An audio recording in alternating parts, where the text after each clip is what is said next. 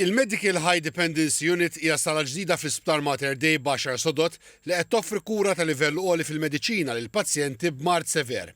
Fl-inawgurazzjoni il-Ministru għas-Saħħa, Joe Janabela, spjega li t-tim mediku f'din is-sala irċieva taħriġ speċjalizzat biex jitratta l-kumplessitajiet assoċjati ma' mard serju li għalih pazjenti jiġu rikoverati f'din is-sala. Dawn is-sodot huma immonitorati u l-pazjenti ħajkunu jieħdu ħsiebhom infermiera imħarġa f'din it-tip ta' kura flimkien ma' tim ta' speċjalisti konsulenti li għandhom interess speċjali f'mard sever.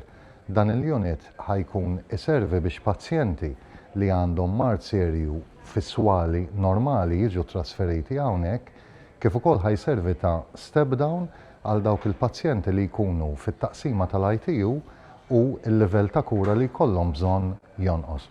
Fost l-ispeċjalisti ser joffru din il-kura medika fl-HDU Janika Farrugia, konsulenta fil-mard respiratorju b'interess fil-mediċina akuta. Dejjem kien hemm bżonn fl-isptar fejn ikun hemm pazjenti li għandhom bżonn kura iktar intensiva minn general wards imma fl-istess ma jkollhom bżonn il-kura tal-ITU. Għalhekk din is-sala ħasservi għal dawn it-tip ta' pazjenti fejn għandhom kundizzjonijiet severi fejn għandhom bżonn monitoring u kura iktar intensiva.